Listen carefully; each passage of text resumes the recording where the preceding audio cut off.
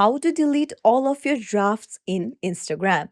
Hey everyone, welcome back to the channel. If you are new here, don't forget to hit the subscribe button and turn on the notification bell to not miss any updates. So, have you accumulated too many drafts on your Instagram and want to delete it? Then you're in the right place. Let's dive right in.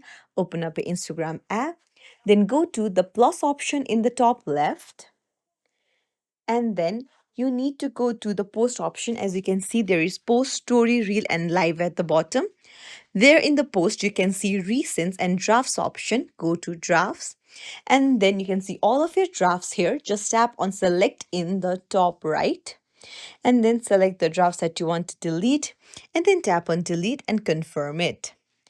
And there you go. It's as simple as that to delete drafts on Instagram. If you found this tutorial helpful, don't forget to hit the thumbs up and subscribe to our channel. Thank you for watching.